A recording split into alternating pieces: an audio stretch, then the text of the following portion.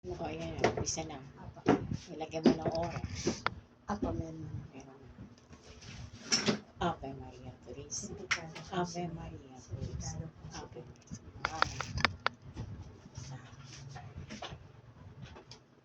Pangalan ng Diyos Ama, Anak at Espiritu Santo. Magandang hapon sa inyo, mga tao, Pilipino, dito sa bansa ninyo, bansang Pilipinas.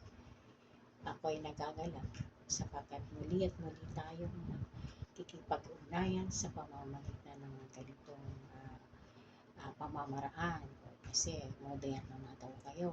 Kaya ito na lang, ang tawag dyan, video call. Para maibarating ko ang aking mga mensahe sa panahon na ito. Sa pamamagitan ng mga nila Maria at ng Jess ay ito, may papaloob ko ang aking mga mensahe sa darating na mga araw, panahon.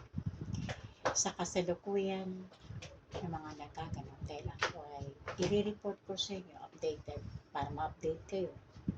Dahil ang nangyayari na uluhan sa bayan, yung Senado, diba? Matagal ko na kayo inutusan. Punta kayo Senado, yung impeachment, panahon pa ni Cheese. So, na ginawa niya isang punta naman. Sumunod sa kanyang pumalit ay sino? Si ano po? Soto po. Si Lacson naman po yan. Tapos si Soto. Sinong Lacson? Si Ping po. Ping Lacson. Ay, hindi. Si Soto na po yan. Yung nasabing Lacson, yung sa Blue Ribbon yun. Sa Blue Ribbon na po. Oo, ano pa pala ko? Ay, wala na. Nakapokus ka na sa iyong, focus ka na sa iyong pagtuturo sa school. Ay, mabuti pa ako. Ay, ako kahit maganda lang ako, spirit ako ay alerto. Sumunod yung si Puti ang Buhok na matanda na. Si Soto. Soto pa yun. Anong pangalan niya? Si Tito Soto po. Hindi, may totoong pangalan yan. Si Vicente po. Vicente Soto. Ang pangatlo ay sino? Sumunod, pinalitan din siya. Ng mga, Biglaan po. palit sa kanya, sino yon? Ngayon po. Oo, yung yung born again. Si Lord.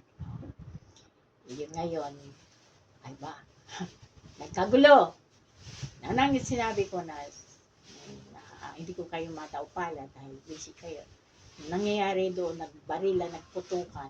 Kahit ako, ginagamit ko yung aking pananuglukan, nag-mensahe.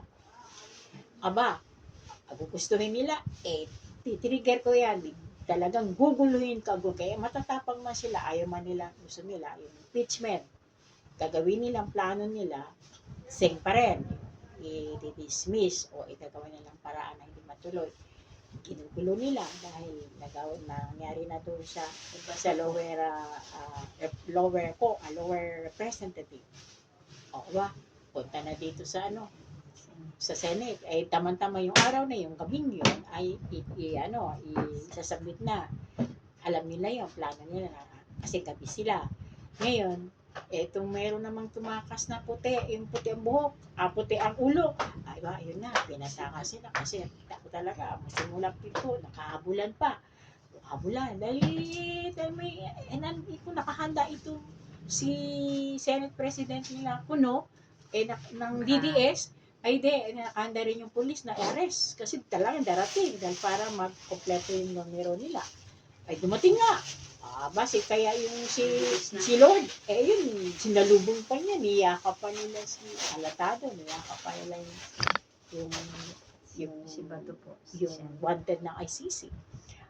Di ganyan na, halata na. Ngayon, inaantay yung TRO. Sabi ng Pangulo ninyo, antay natin ang TRO. Pero nagpadala na nga siya. Sa report, totoo yun. NBI, walang bumabang approval ng TRO. So sabi ng yung Pangulo, totoo, sinabi naman niya sa media na pinaalis na niya yung mga NBI. So nangyari, hindi na bumaba yung TRO, pinatakas nila, pero nagkawa sila na eksena ng putukan. Halos yun nabunyag o naatala sa buong mundo ang kaguluhan na yun. At doon nagsimulo ang kaguluhan ni Cayetano, ni Born Again. Ngayon, hanggang ngayon, pangatlo siya, tagpapalit. Ngayon, sino na ngayon? Dahil doon sa grabe nangyari na ako rin ang merong hakbang o ako rin ang merong kalooban, talagang sira ang Senado niya. Dahil sa kagagawa nila na gusto nilang hadlangan, tigilan ang impeachment at ng trial. Sikat na sikat sila dahil majority sila. Ngayon, anong nangyari? Yung dalawa. Dalawa ba? Di ba sinabi ko sa iyo, yung tumakbo na yun, nagtakas na, nagtago na yung si puti ang ulo, yung kalbo, tapos ngayon, isa pa. Dalawa na po yung nakakulong. Dalawa na, yung si Senator Bong, tsaka si Senator Jinggoy. Bong, hindi kasama, hindi naman senador yun. Yung sa majority, numero, yung si Estrada. May susunod pang dalawa na pupunta ng kay sino yun? Anong pangalan niya? Si Erwin ba yun? Gatchalian ba yun? Gatchalian po yung acting. Anong unang pangalan niya? Sherwin. Sherwin. Itong si Sherwin, ito na yung kalooban ko. Pang-apat. Sana ang aking kalooban. Kasi nga, binasa ko sila, ilan sila. Yung si Cheese ba yung Unang-una po. yung maputi. Tisoy. Pangalawa, yung si Soto. Matanda na. Yun, okay na yun. Kaya lang, matanda na. Medyo pa yun hindi pa palaban yun. Masyado pang yun. Matanda na Pangatlo, nasobrahan. Talagang laban siya. Apat, ito na ang kalooban ko. Si Sherwin. May puso. Tahimik lang yan. May pusong mababa. At tahimik at marunong. Siya na ang huling Senate President. Si Sherwin. Dahil ang sabi ko, nandoon ang mga Arkangeles, na pinadeploy ko sa Senado ang Arkangeles, nag-deploy ako sa West Philippine Sea, nag-deploy ako sa Malacanang. Ngayon, meron na naman silang planong kaguluhan sa Malacanang dahil wala na sila, ang kanilang alas, wala na. Lulusubin na din ng Malacanang. Paano lulusubin? Wala na kayong tao. Ngayon, sasabayan ko ng gera sa West Philippine Sea. Sabi nila, hindi naman West Philippine. Okay. Either dalawa, Taiwan at West Philippine Sea. So, paano yung impeachment ni Sara? Andyan lang yan andyan lang yun. Hindi naman magagalaw yan. Pero, may kakibat na tensyon. Paano magre-report ang mga impeachment court? Sandali lang yan. 1 linggo, 2 linggo. Dalawa na silang majority. Tanggal na lahat. Ano bang kanilang bubutuhan? Formality na lang. May kalooban ko. Ang galing nila sa pamamagitan ng maramihan. Ngayon, inalis ko. Yung maramihan nila. Alam, tira sa kanila, 5 na lang, 7, 8. Automatic yan. Papasok ang impeachment court, yung mga mag-uusig, wala nang ipapadala pa ng yung babae.